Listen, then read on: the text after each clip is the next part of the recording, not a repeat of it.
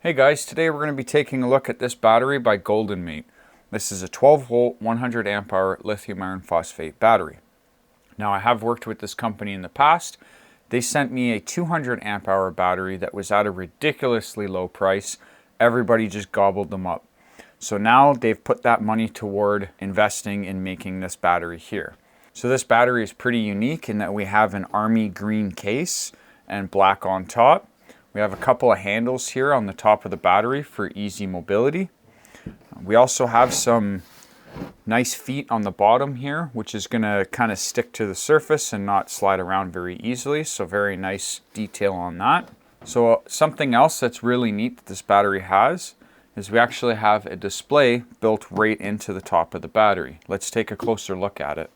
So this here is the display. We have a push button and it times out after a certain amount of time. Or you could push and hold it and turn the display off. But what this is going to give you is right now I'm at 100%. Once I start to discharge, it's actually going to show me the watts of discharge. And if I was charging, it would show me the watts of charging. I'll show you that a little bit more later on. So as you can see, we have the front of the battery. We have the side of the battery, safer, longer life. We have Orion 1000. And we have 12.8 volt 100 amp hour, 1280 watt hours, lithium iron phosphate battery. So all in all, pretty impressive battery. And then this is the back side here. Another really cool feature about this battery is we have these two ports here. And what these are going to be for is if you're paralleling batteries together, then the BMSs can actually communicate with each other and you'll have proper readouts on your display. So with the battery already being charged up at 100%, let's do our discharge test and see if we get full capacity. And right now I'm charging the battery and you can see from the picture the display is showing me I'm putting 70 watts into the battery. So that is pretty neat that they have an input and an output built in on the display. Okay, and I'm just about ready to start the test. You can see there we have 14.45 volts. I'm just making sure that this battery is fully topped up. You're not going to see any charge coming in because I'm connected to here and not through the shunt, which actually I can change that. There, now you can see we're charging. So about 14.6 is where the cutoff was. Okay, I'm going to make sure I clear all the data. And let's turn our load on.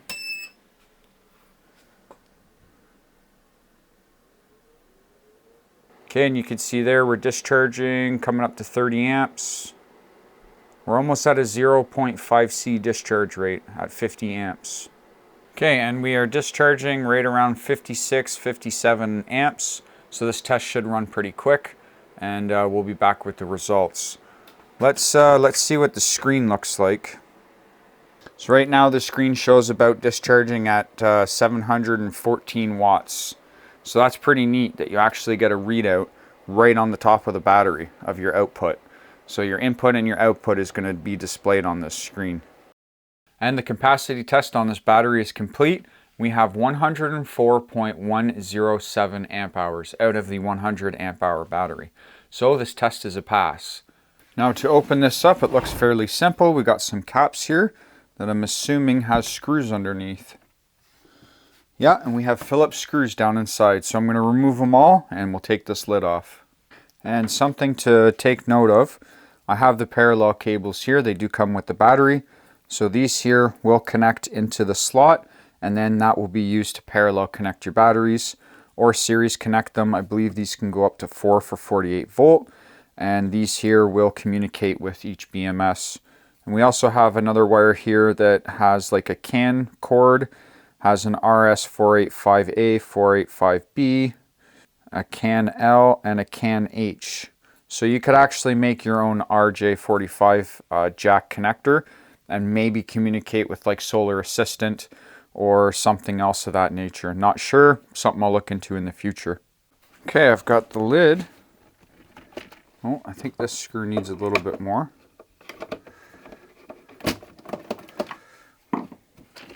There we go. Something else to take note of too before I pull this off, there's a vent relief valve on the case here that I just noticed. This is in the unlikely event that pressure builds up inside here. It has a way to release the pressure.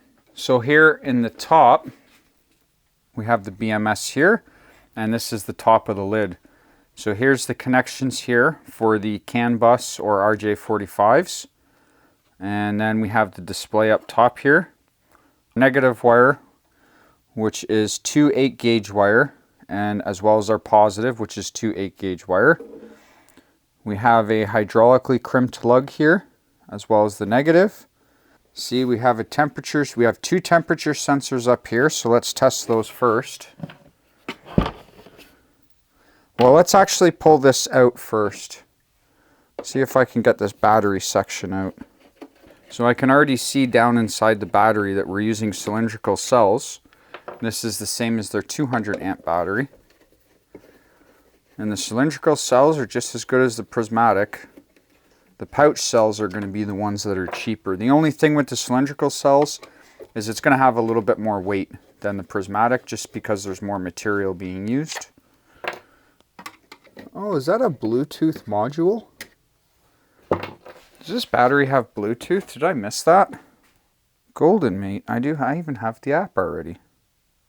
Okay, we have Bluetooth. I didn't even know that. Okay, I'm going to go over this in a minute. We actually have Bluetooth as well. And you can see the light up here has actually come on. That's for the Bluetooth module.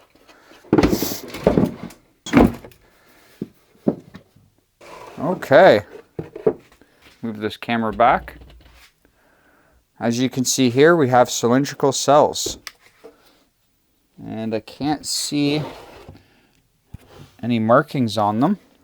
Oh, we actually have a bunch of sensors. So there's actually 1, 2, 3, 4 sensors for temperature sensors. Okay, we have a nickel plating here, and these are spot welded down to the top of the cell. So that's going to be your series pack. So this is going to be positive, and then a bank of negative, and then a bank of positive, and then a bank of negative. So they've got a bunch of them in parallel. So yeah, that is really neat. Let's try out one of these temperature sensors with the charging. Okay, I'll remove one of these sensors. Oh, and that actually goes down in between the cells, which is perfect. Okay, we're charging with 5 amps. Now let's try one of the temperature sensors. And there you go, we disconnected. So that's one temperature sensor. Let's check another one here. I really like how these are pushed down in right into the pack. That is beautiful. And temperature sensor number 2. And we've disconnected.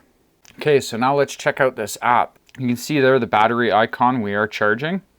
Now I wonder, does that stop moving? No, okay, I was hoping that the animated part would stop once the charging stopped. But you can see there we're at 12 volts. We have 5.1 amps going in, which is roughly 5.1 on the bench power supply, which is equivalent to 60 watts, 61 watts. It's about the same on the bench power supply. Rated energy, so that's going to be how much energy we have left over, which is 16.8 watt hours. We have a runtime, which I'm actually charging, so it's not going to give the proper runtime right now. But status charging, we can do degrees in Celsius or degrees in Fahrenheit. And we have all the temperature sensors listed here. So the MOSFET temperature sensor 1, 2, 3, and 4. That is really cool. Is there anything else we can look at on here? So I think that's pretty much it. We can't click on anything except for the temperature change. And then if we go back to Bluetooth, it's just going to search for Bluetooth. So that is really amazing. We have low temperature protection, we have a nice Bluetooth app, cylindrical cells, nice package, molded case.